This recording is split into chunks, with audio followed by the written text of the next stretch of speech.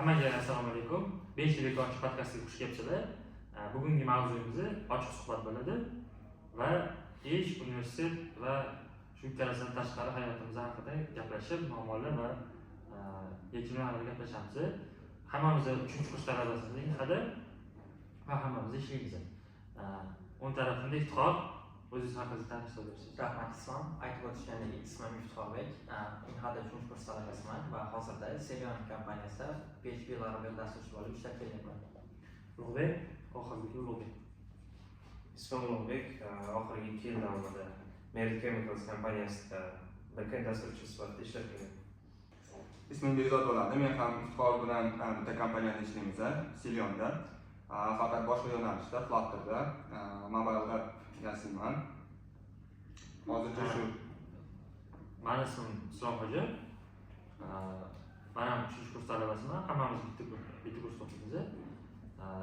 Men UDEX kompaniyasida ishlayman. Backend dasturchi sifatida. Endi mavzuga o'tadigan bo'lsak, birinchi savolim o'rtaga tashlanadigan universitetdagi har bitta fanga ulgurmaslarni qanaqa qilib ish universitet qiymasmi degan savol. Oddiy savol. Shunga qanaqa fikringiz bor? O'zimdan boshlaydigan bo'lsam, meni qiyin bo'lyapti juda ham. Chunki men full time ish ko'rganman UDEXda. Undan oldingi kompaniyalarda part time ishlaganman. Cleos, Ring.ai va shunga o'xshagan kompaniyalarda. Bu meni birinchi full time ishim va menda muammolar bo'lyapti. Qanaqa muammolar? Ba'zi fanlarga ulgurmayapman borishga. Ertalab stand-uplar bo'ladi. Stand-upni fanlarni to'g'ri qolsa, nima qilmayman, ulgurmay qolaman. Shuningdek, o'sha nimadagi sprintdagi qiyin bo'lyapti universitet bilan bog'lashga. Bu asosiy muammolardan bittasi. Yana ikkinchi shunaqa. Yo'q, menga keladigan bo'lsak, men unaqa emas. Men part time internship topganman Selion kompaniyasida. Bir xil bo'lsa, birga bog'laysiz. Xuddi shunday shu kursdan chiqamiz.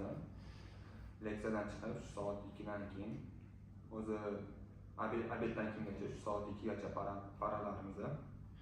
Shu 2 dan keyin kompaniyaga borib, kamida 4 soat yo'l ishlab berib, shu ish o'rganib ishlab yuribmiz hozircha. Menda bu masalada hech qanaqa muammo yo'q. Chunki O'qiyman. Hammasini qilgan foydasi yo'qligini davom etdim. Aydınga Judayam aytib ketaylik-da, bu o'ylamasin, to'g'risi 1,5 juta emas, bizada hammamizda shu baland 4 ga yaqin. 3 Oxirgi GPA'm 385 chiqqan. Qizil misol. Bunda menda orada tanaffus bo'lib qolganda shunaqa rezultatga erishdim. Nima shu joyda aytib ketaman. Signal systemsini men undan oldingi hozir nima mavzu savol berdingiz menga? Boshqa mavzu ketdingiz. Mana men bu mavzuni tashlab, oliy ta'limsiz yaxshi mutaxassis bo'lsa bo'ladi. Ba'zan men Yo'q, o'zi qarang, ish qanday topasiz? O'zingiz savol bering. Ochiq suhbat degandan keyin ketaveradi. Kim nima kelsa. Men so'rab keyin boshqa. Qarang, o'zimiz tanishtirib bo'lganimizdan keyin siz ayting.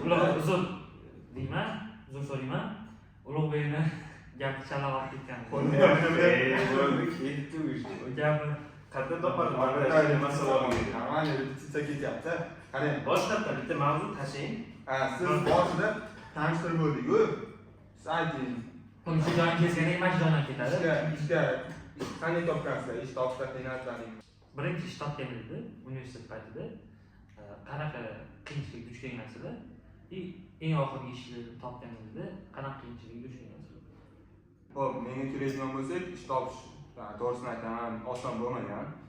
Juda ham ko'p kompaniyalar qidirganman. Boshida to'g'risini aytaman, o'sha part time yoki full time joblar qidirgan bo'lsam, tushunganmanki, to'g'risi ularga o'limim yetmaydi. Level hali pastroq. Shunga Internshipdan boshlaganman. Menga to'g'ri bo'lganda. To'g'risini aytaman, shu internshipdan boshlaganman. Internship ham topish hozirda oson emas. Shu o'qish bilan qo'shib, o'qib yurib, ham ishlash juda ham qiyin. Shunga internshiplar ham Qanaqa topgansan? Eshitishdanmi? Tanishib. Xo'p, to'g'risini aytsam, bir kun omadim kelib qolgan o'zi. Tanish bo'lish to'g'ri. Shunday desam bo'lardi, lekin Tanish bo'lish. Sizdanchi? Manda oson bo'lgan, chunki networking bu yoqda. Bekzat kirganda ikkita joy kerak bo'lmagan. Shunga bizda yana bitta boshqa kursdoshimiz bor, ular o'sha ishlayotgan bo'lgan va vakansiya bo'lganda bizga xabar berishgan. Ya'ni ish topish masalasi O'zidan o'zi kelib qo'ying. ikki xil aytsam bo'ladi. Umumiy ish topish biroz qiyin bo'lgan, sababi deyarli yarim yildan oshiqroq vaqtda qidirilgan. Lekin aynan mana shu ishga kelishib, menga biroz yengillikda bo'lgan. Networking tufayli. Blogingizda qanaqa? Nima ish? Shu ish topishdi. Birinchi oxirgi. Ancha bo'ladi bittadan bo'lgan, sizda Oxirgisini aytaman, bo'lmasa ikkitadan bo'lgan. To'g'rimi? Internshipingizni ham aytaymi? Masxara nima? man qarayapsiz, Sizga galingiz-ku. internship masalasiga kelsak, bu oson bo'lgan. Menga o'zimga chiqishgan Moskvadan tanishlar bor, aloqa kuchli. O'sha rezyumemni har xil nuqtaga Moskva til bog'lab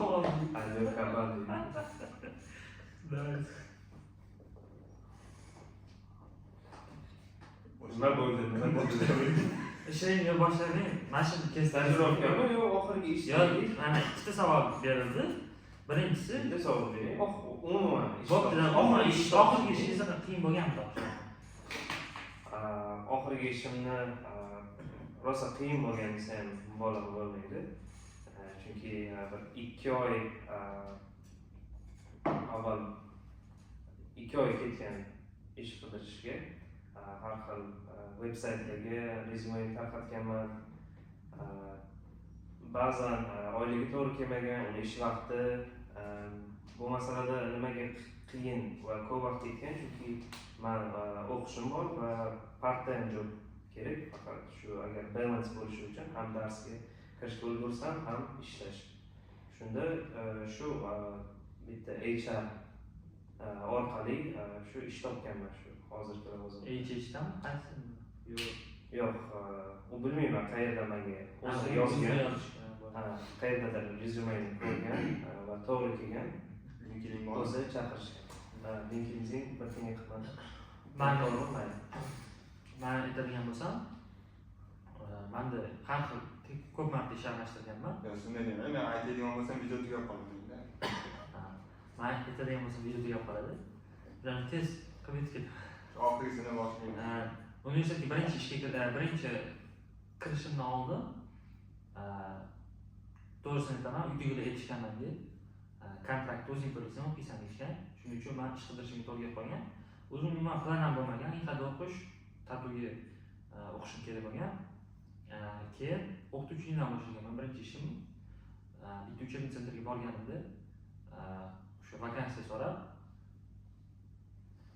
IT bo'yicha o'qituvchiligi vakansiya bo'lgan, topshirganman. Bir ikkita testdan keyin o'tib ketganman va birinchi kurs polniy o'qituvchilik qilganman. Udes kompaniyasida ishlayman. Men bitta narsa aytaman. Shu HHga ko'plar ishonmaydi. Men o'zimni Udesdagi ishimni HHdan topganman. Hozirgi olayotgan, ya'ni universitet bilan birga hibrid ishlayotgan ishlarni oyligi qonab turyaptimi, bu darajalarga soответствовать qiladimi? Savol bu. O'rtaga tashladi. Men o'zim uchun javob beradigan bo'lsam, men uchun ham nimaga? Sababi menda o'qishimga xalaqit bergani yo'q asosan. Men ha deyman. Men bunga ha deyman. Sababi o'qishdan bo'shagan vaqtimda boraman ishimga va oyligingizda qanaqa hisoblanadi? Masalan, ish soatingiz va bundan tashqari proyektdan bonuslar, ya'ni siz qanchalik ko'p ishlasangiz, qanchalik sifatli ishlasangiz, shunga yarasha oyligingiz ham ko'proq bo'ladi. Shuning uchun hozircha menda hammasidan ma'lum. Yomon emas. Menda onlayn bo'lgani uchun ham ham o'qishdan turib ham, uydan turib ham bemalol ishlasa bo'ladi, shuning uchun 5 kun bor. yaxshi. Ha? 5 kun bor. Bo'ladi. Plus minusmi, minusmi? Minus. Точно. Boylik shunaqa. Iftixorbek bilan bitta sistemalarimiz bitta kompaniyada bo'lganimiz uchun shuning uchun sistemamizda bir shu aytaylik hozircha qoniqarli shu borib turib To'g'risi, To'g'risi, pul berishni Mana, 2 oydan. bitta narsa aytaman. Iftixor bilan gaplashmaganman. Siz menga kamera ortida qoniqtiring deb aytgansiz. Albatta. To'g'risini aytmayman. U bayat qoniq. Yo'q, aytmayman. To'g'risini qoniqtiring, to'g'rimi? nimaga tabiatsan deyapsiz? Men buni olib, sizga kompromat qilaman. Men seryozni aytaman, qoniqtirmayman, to'g'rimi? Your lies cut on 4K. To'g'ri, chestni bo'lish kerak. Men ya'ni chestni. to'ylik olsam shunaqa bor. Ha, Murad Yo'ldingiz. seryozni. Men o'zimga yetadigan bo'lsa, menda bundan oldingi ishimda qoniqtirmas edi. Hozirgi ishimda Xudoga shukr nariman. Oliy ta'limsiz yaxshi mutaxassis bo'lish mumkinmi? Yaxshi ish topish mumkinmi? IT sohasida. Men javob bersam bo'ladi? Sababi hozirgi ish boshlagan joyimga borganimda bizda 2006-yil bola bor edi. Hali universitetda o'qimagan. O'zi uyda mustaqil Google'dan, internetdan shunaqa materiallardan o'rgangan Flutter dasturchiga. Adashmasam hozirgacha 2 yillik staji bor uchun. Ya'ni bu yerda savolning javobi to'g'rirog'i o'zingizga bog'liq bo'lib qoladi.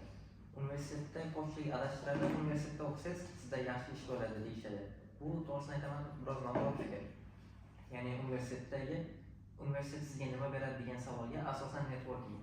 Ya'ni siz u yerda tanishlar orttirasiz va o'sha ishchi qanaqangi boshlashni o'rganasiz xolos, lekin asosiy ish ma'lumotlari sizda bo'lmaydi. Shunaqa bo'ladi.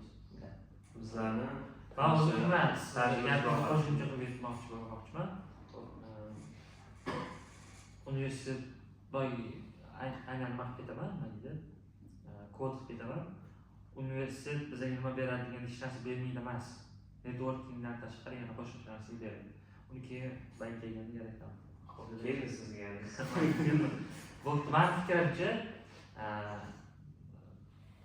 imtihonni misolida aytadigan bo'lsam, beradi ham, bermaydi ham. Ikkita nima bor, ya'ni o'rtasida arosida qolib ketgan. Nimaga deb aytaman buni? Networking deganda to'g'ri, birinchi kursda birinchi kunida ham menda shunaqa возможность bo'lgan. Shu katta kursdagi bola bilan tanishib qolganim. Networkingdan tashqari ham foyda bergan. Bilim talablari. Ya'ni universitetdagi birinchi kurs, ikkinchi kursdagi asosiy fanlar menga yordam bergan. Ancha dunyoqarashimni kengaytirishga, ya'ni shu o'zim soham bo'yicha. Ancha bu bitta inhad emas, hatto ham любой universitetda nima beradi? Yordam beradi. Nimaga buni demoqchiman? Chunki siz programmist, ya'ni IT sohasida aytaman, ko'plar adashtiradi. 3-sinfga borganda masalan, to'g'rimi? 3-sinfga borganda yoki masalan o'zi o'rganadi nimani deydi, dasturlash to'g'rimi? Ular bilan software engineer degan yoki hardware engineer degan titleda farqi bo'ladi, katta bo'ladi. Aksini hozir bilmasdirsizlar, keyinchalik bilardirsizlar.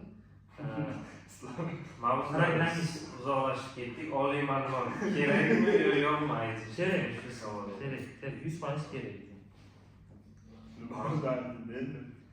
Siz ham ko'p javob berasiz, men ham ko'p javob beraman. Hozir fikrim Bezak siz nima deysiz? Men ham islomni fikriga qo'shilaman. Aytaylik, o'sha hozirgi kunda ucharli sentrlar, o'quv markazlarida bitirib chiqadigan bolalar, ular yomon emas, bilimi bor. Ular определенный darajaga yetib olishadi, bilim olishadi, o'sha skilllarni ko'paytiradi, lekin u определенный levelgacha. Islom aytadigan narsa o'sha aytaylik software engineer, hardware engineer уже boshqa daraja. Uning uchun уже aytaylik baribir oliy ma'lumot, o'sha bakalavr, magistratura kerak bo'ladi. O'zimni kompaniyamda ham hamma o'sha senior dasturchilar, middle'lar bitirib chiqishgan oliy ma'lumotli bolalar. Hozircha shu. Men bitta narsa aytib ketaman. Yo'q joyini olmayman, buni o'zimdan to'qib chiqarmayman. Mani ikkita oxirgi ishimda programmistlar bo'lgan, ya'ni universitet bitirmagan programmistlar, yosh qolibda bo'lgan programmistlar. Ular bilan universitet bitirgan bolalarni shu sohadagi farqi bor, gaplashishida scope of knowledge deydi-ku, o'shanda farq Kim yaxshiroq? Ha? Kim yaxshiroq? O'sha aytaman, universitetga boradi. Yo, yaxshiroq degan narsa emas, shu scope of knowledge, ya'ni dunyo qarashi deydi-ku. Masalan, aytadigan bo'lsa, bitta proyektda nima qilinyapti? Sxemasi tuzib chiqarilyapti. Yadzi deymiz yoki masalan, umuman nima desak bo'ladi? Mind map yoki project card qilinayotganda, uni qo'shilishi, o'sha prosesga o'zini ideyalarini berishi, ya'ni programmistlar nimaga o'rganadi, cho'ntaklari faqat kod yozish va basic knowledge'ga o'rgatiladi. Software engineer universitet bo'lsa, yana qo'shimcha, ya'ni har bitta sohaga bittadan kirib chiqadi. Aytmoqchisiz, proyektni har taraflama. Har taraflama tushunadi. Har taraflama tushunadi. Masalan, backendchi bo'lsa, faqat backendchini ishini tushunib qolganligi umuman no idea bo'lib o'tirmasdan, ularga ham qo'shilib nimani qilib bera oladi. Diskussiya bo'ladi. Gaplashadi. Men fikrim bo'yicha hozir shu IT rivojlanayapti, ko'p ishlar ochilyapti vaqtda ITishnik majburiy emas deb hisoblayman, oliy ma'lumot. Chunki hozir internet bor, hamma ma'lumot ochiq, tekin ham yoki pullik, istalgan odam uni ishlatsa, o'sha narsada o'rgansa bo'ladi. Xohishi bo'lsa bo'ldi bu narsaga. Lekin agar o'quv oliy ma'lumotga olish shunaqasi bo'lsa, masalan, pul deymizmi yoki vaqt agar bo'lsa, yaxshi. Lekin usiz ham, masalan, Google'ni oladigan bo'lsak ham, statistika bo'yicha 40% diplomsiz ishlab yurishibdi. Bu nimadan desak, bu ular shunchaki o'z ishini ustasi. Muhim emas ularga diplom bormi, yo'qmi. Shu bitta masalada ustasi bo'lsa, bo'ldi. Yaxshi ish bajarsa, ishga olishadi. Keyingi masala. Hozir hamma o'z fikrini bildirib o'tdi. O'sha diplom kerakmi, kerak emasmi? Baribir ko'p sohada baribir diplom kerak bo'ladi. Ayniqsa O'zbekistonda. Darajalash savolida boshqacha qo'yib aytadigan bo'lsa, diplom kerakmi, kerak emasmi emas, universitetda o'qish kerakmi, kerak emasmi degan savol. Chunki diplom olasiz, masalan, biz hammamiz diplomsiz kirganmiz, lekin universitetda o'qiymiz, to'g'rimi? Diplom bo'lgan olmadik. To'g'rimi? Hozir bizga savol boshqacha qo'yadigan bo'lsa, universitetdagi bilim hozir beradigan bilim qanchalik ta'sir qiladi bizlarni kelajakda? Ayt emas, boshqa sohalardagi, masalan, hamma o'rtoqlari bor, boshqa sohada o'qiydigan, to'g'rimi? Ekonomikada bor, doktorlarda bor, hokazo. Ular masalan, ularning nazarida sizlarga qanaqa tasavvur ko'ryapsiz ularni? Nima savol? Ya'ni universitetdagi bilim darajasi emas, boshqasi emas, diplom emas, universitetdagi berayotgan narsasi, hamma narsa, network bilimi va hokazo narsasi shu o'qishga nima qiladimi deydi? Real hayotda ishlatib bo'ladi. Bog'lama, ya'ni o'qigandan foyda bormi shu yerda? Yo'q, o'zi universitet nima qiladi? Aytgan tashqari deylik. Universitet o'zi nima qiladi? Universitet sizga o'sha yo'nalishda to'g'ri tanlab bilishga yordam beradi sizga o'zi. Aytaylik o'sha IT o'zi bir professiya deb oladigan bo'lsak, o'sha ITning ham yo'nalishlari bor. Hardware, software, data analytic, yana kimlar bor? Flutter bor, o'zimga o'xshagan. O'sha universitet o'tiladigan fanlar, o'sha направлениyalarga o'zi bo'linib chiqilgan o'sha. O'sha faqat o'sha yerda basic narsalar o'tiladi, fundamental narsalar. O'sha qiziqishingiz paydo bo'lsa, sizlarni o'sha o'z chuqurroq kirib, internetdan, YouTube'dan topib, o'zingiz o'rganib olishingiz mumkin. Universitet o'zi nima kerak? O'sha o'zingizga yo'nalish ocha olish uchun bo'ldi. Islom, sizni fikringiz yaxshi savol bo'ldi, lekin biroz umumiy savol qilingan. Masalan, bu yoqda biz ko'plab faktlarni hisobga olishimiz kerak bo'lib qoladi. Ba'zi sohalar bor, nazariy bilan ancha muhim rol o'ynaydi. Ba'zi bir sohalar bor, amaliy bo'ladi. Universitetda hozir, ya'ni aytmoqchi bo'lganim, universitetda hozir shu yo'nalishga qarab amaliy ham nazariya beradi. Masalan, doktorlarga tashkilda amaliyot o'tiladi-ku. 8 yil necha yil o'qidi? 5 yil? 6 yil o'qidi. 6 yil. Hozir men savolim nimadan iborat? Universitet berayotgan narsasi o'qishga nima deydi? Stoyikmi? O'zbekcha nima bo'ladi? Arziydimi? Arzirlimi shu universitet berayotgan narsa shu yerda o'qishga arziydi. Qani yomonlab qo'yamiz-da oxirida. Yo, nega? Men yaxshi. Men masalan neytral savolda o'sha iftorlik aytgandek, masalan kasbga bilan bog'liqda, masalan doktor uchun bu juda muhim. Bu chunki agar masalan darslarni qoldirib agar o'qimasa, bu biron odamni kelajakda boshqa hayotiga xavf solishi mumkin. qaysi universitetdagi anaqa narsa? Yo'q. Sizga aytmoqman, aynan universitetdan yo'nalishdan bog'liq, qaysi yo'nalishdan bog'liq emas. Men shuni aytmoqchi. Masalan, o'zimdan qarindoshlarim bor, yuridическийda o'qiydi. O'shalar misolda agar aytsam, o'zi ishga kirgandan keyin shuni xuddiki noldan boshlayapti-da. Xuddiki boshqa chetda o'qigan odamlar bog'liq emas. Yo'q, unchalik bog'liq emas. Menimcha men o'ylayman, nimaga? Chunki bu discussion qiladi. Gapirishga berdi. Bu discussion qiladi. Hozir men gapirib bo'lgandan keyin ayting. Qanaqa deb o'ylayman. Bo'pti. Yomon eshituvchiman. Lekin davom etmayman. Hozir disqaydi davom.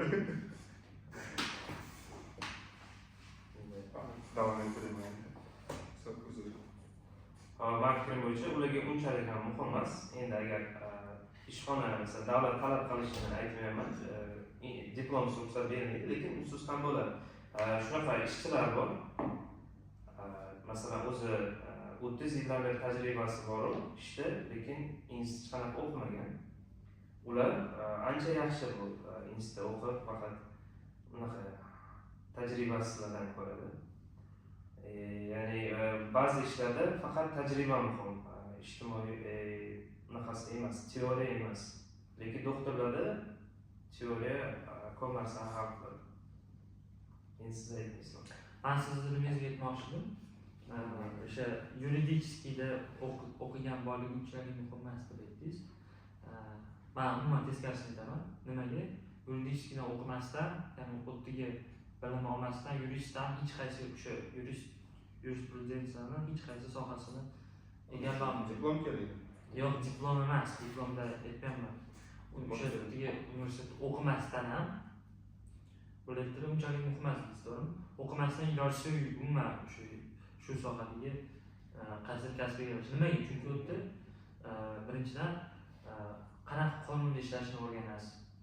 Har bitta sohada nima deganingiz?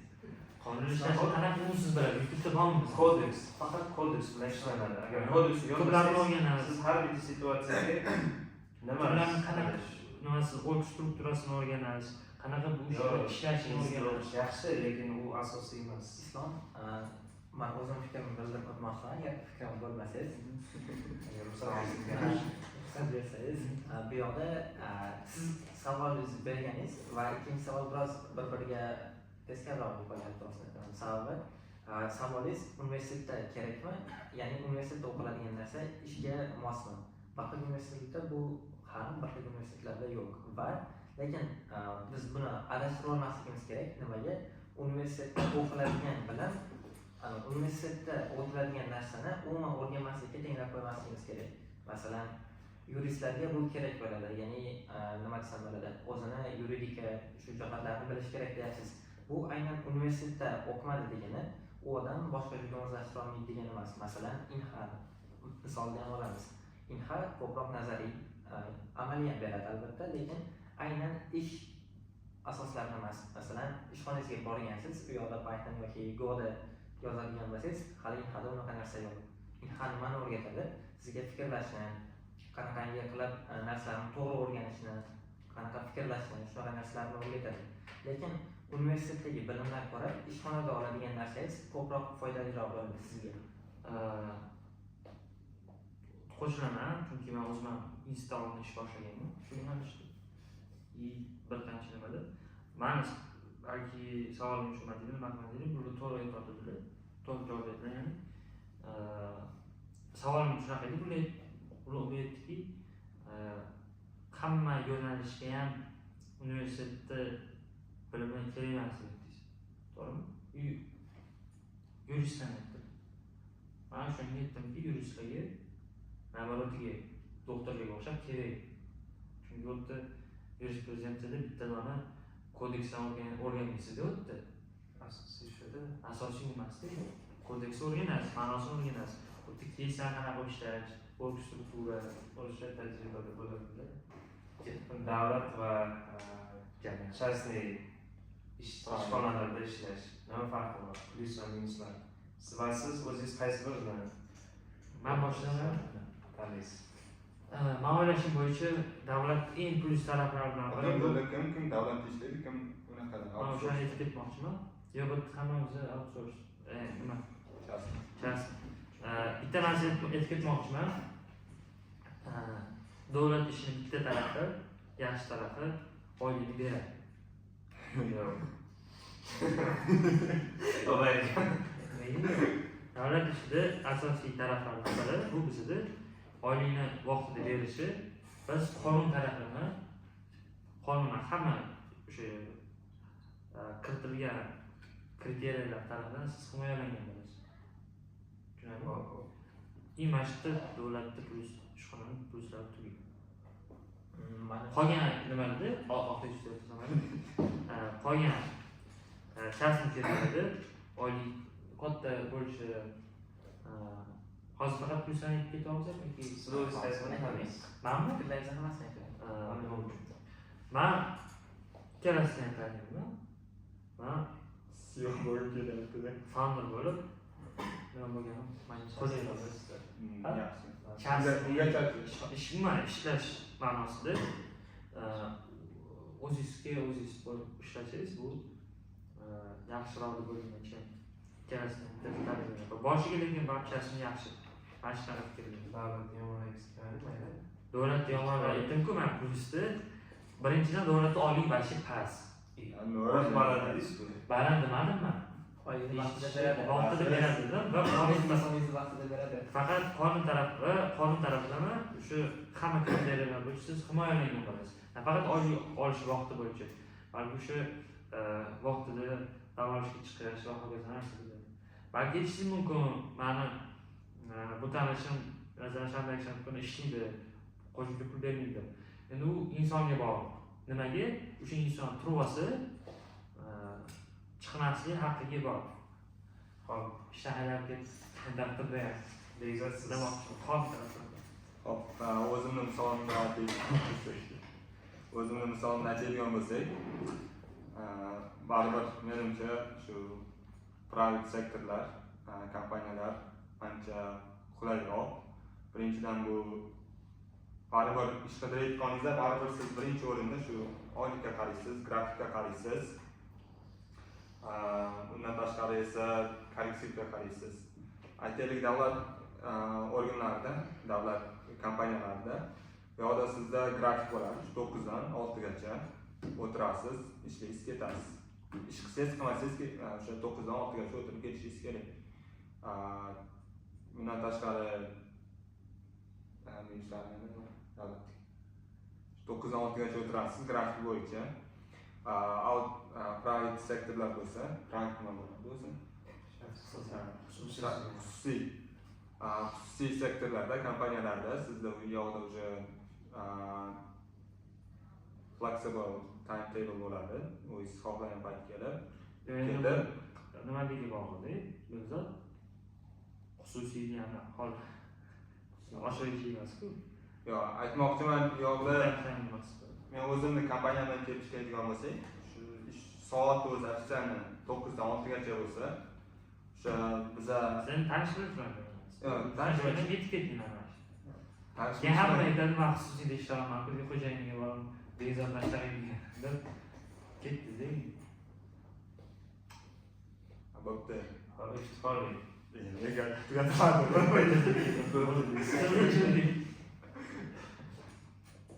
Ustoz nima deydi u? Tugatmasdan.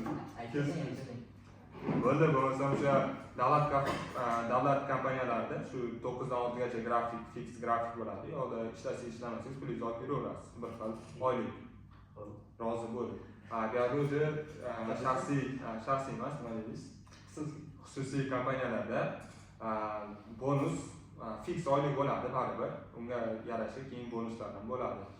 Time table'ga kiradigan bo'lsak, yo'lda o'sha xususiy kompaniyalarda o'sha joncha qattiq qarashmaydi. 9 dan 6 gacha bo'lsa ham o'ziga qulay vaqt ketib, muhimi taskni bajarib bersangiz bo'ldi. Undan tashqari oylik ham kattaroq bo'ladi. O'sha kollegalaringiz bilan kim ko'proq task qilsa, o'sha ko'proq oylik oladi. Shunga o'z ustingizda ishlab, ko'proq task qilib, o'z vaqtida o'sha oylikda bosib so'qdan so'qaydigan. Hop, qaysi? Shaxsiymi? Kimdir davlat ishxonasini aytsang. Masalan, yo'q deyishim kerakmi? Yo'q, qisqacha. Qaysi biriga ishlash? Mana shu ikkalasi ham bir xil. Bo'ldi, rahmat.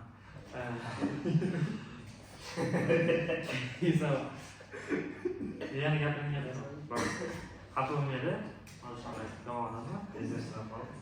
Keyingi savolga o'tsak, savol bor?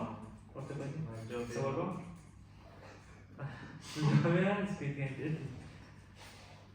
O'zim hali bo'ldi. Savolni berdiz. Yoki bizdan davlat yomonlar. Yo'q, davlat. Sekin. Men qat'iyan o'sha частный Xususiy. Bular Yevropeyskiyada katta bo'lishgan. Shu orada Yevropeyskiy so'zlarni qo'shib ketishyapti. O'zbekcha so'zlar bilmaydi. Choy qara aytasiz? Choy. Choy deb aytishadi. частный.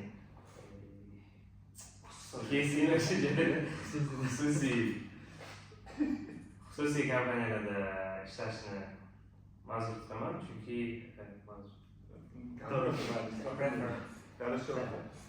chunki nimaga bunaqaligidan yaxshi, ular menimcha ko'proq odam huquqini hurmat qiladi, shaxsiyda.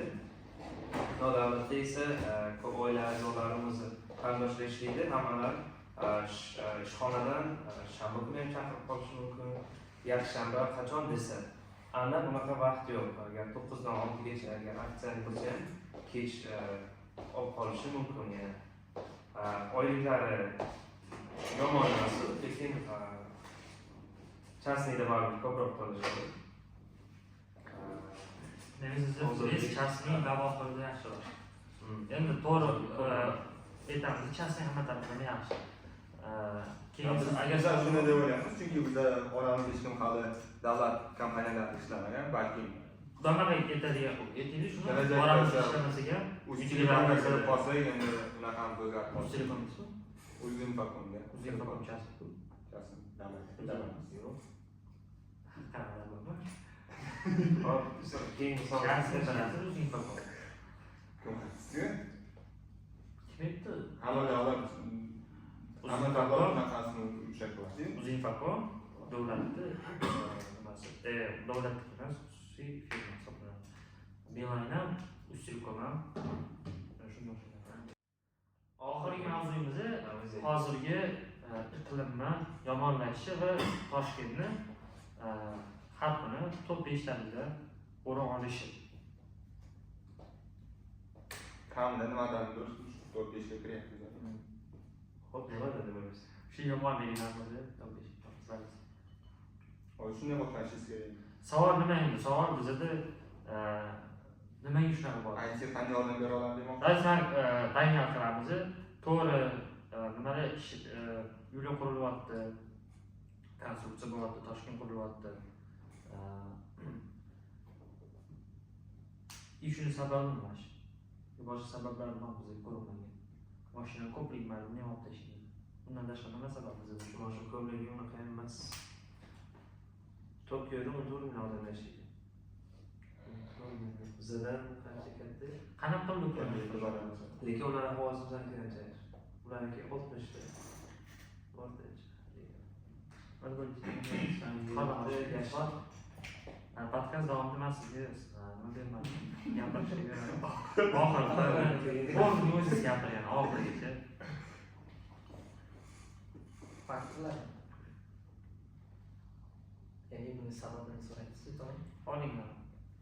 Bir so'zimizga gapiring. Seriozlikmi? Men seriozga yondashaman sizga. Xohlasangiz nimaga sababini ayting, xohlasangiz qanaqa yechimni ayting, qaysi biri sizga qulay bo'lsa shuni gapiring. Mavzu shu. Xo'p, sababi Rasman.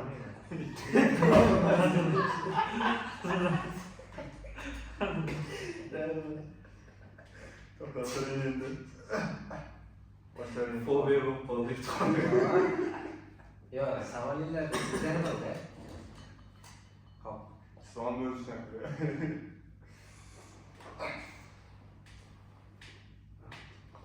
sababidan ko'ra ko'proq bu yog'iga oldin olishga ko'proq e'tibor berishimiz kerak menimcha. Sababi faktorlar juda ham ko'p. Lekin ular hammasi ham unaqa katta darajada rol o'ynamaydi. Xuddi Ulug'bek aytib o'tgandek, mashinalar raqami yoki boshqa narsalar. Bizda asosan menimcha katta sabab bo'lishi mumkin, bu yoqda zavodlar bo'lishi mumkin. Buni yechimini menimcha faqatgina hukumat o'rnay oladi. Hukumat nima qilishi mumkin? Ular uchun biror bir soliq yoki ularni quality'sini, ya'ni sifatini tekshirib turadigan qanaqadir regulationlar qo'yish mumkin.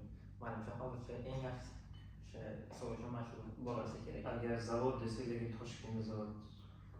Bu ayni Toshkentda bo'lmayapti hozir, chunki boshqa viloyatlarda, Farg'onada, даже Dovonda ham bo'lyapti, Navoiyda ham, Qozog'istonda ham videolar tarqadi. Surxondaryoda nima gaz chiqayotganiga eng yomon nuqta bo'lib qo'yapsiz. Surxondaryo, Qashqadaryo Zaharli. gaz Shunaqa, chunki bu Qozog'istonni adashmasam Olmaota shahrida ham bo'lyapti hozir, chunki videolar tarqaganda. Aynan bitta shahardagi zavod emas, bu yoqda katta ko'lamdagi nima desam bo'ladi, o'sha zavodlarning kollaboratsiyasi desam bo'ladi. Shunaqa fikr ham bir eshitgandim, o'sha anomal sovuq bo'lganda 3 yil avval o'sha paytdan gaz tanqislik sababi o'sha ko'mir yoqishgan va o'sha sekin-sekin ta'sir qilib boryapti. Bitta naqalardan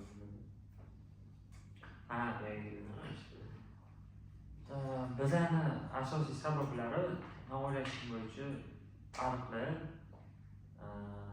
daraxtlarni o'sha tozalamasligi, tozalab qarashligi. Men seriozga aytyapman. 20 mingtalik daraxtlar nima qilsin? Hozir suv sepishyapti, ularni changib ketgan. Bizda yomg'ir bo'lmagani uchun-da. Bir-ikki yomg'ir kamligi, mana shu ham biz subtropikdami joylashganmiz. Subtropikda joylashgan, to'g'ri? Subtropik nima degan?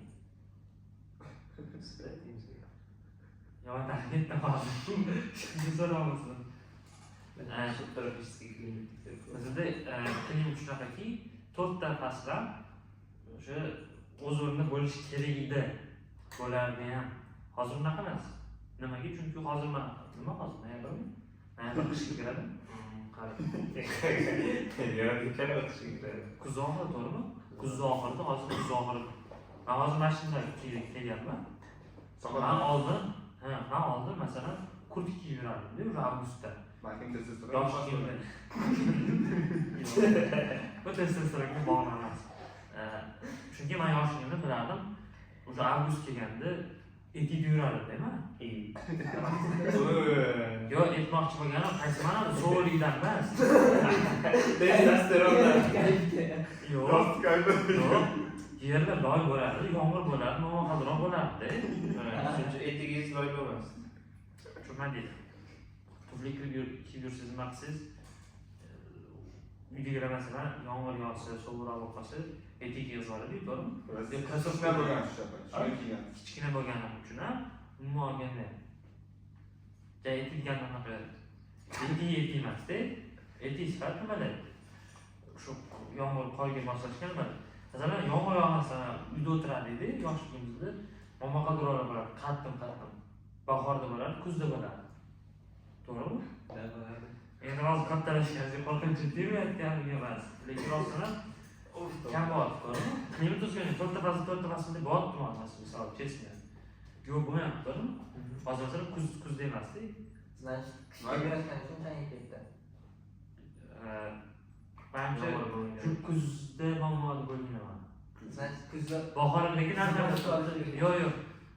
Bahor ham normalni o'tyapti deyman. Yillardan beri bo'layotgan muammo. Birdaniga shu yoki shu fasl kelib qolmadi. O'sha yillardan beri sekin yig'ilib, hozir kuzimizda kuz bo'lmay qoldi. Chelsea aytsak mana men uchun qanaqa tuyulyapti, bahorlik qilyapti. Juda ham issiq bo'ldi lekin bahorda. Ozmuncha qismi bor, boshlari baribir yomg'ir qor bo'lib bahorda. Yozda yozgi bo'ldi, issiq bo'ldi. Qishda ham qishligini qilyapti-yu, mana shu kuzdan qish o'tish o'rtasi yo'q bo'lib ketgandek qanaqadir bor-ku. Значит, bu sabab emas, to'g'rimi? Bu siz aytayotganlarni rezultatlarning bittasi. Rezultat ham sabablardan ham. Chunki o'sha boyatku yomg'ir yog'mayotganidan deysiz-ku.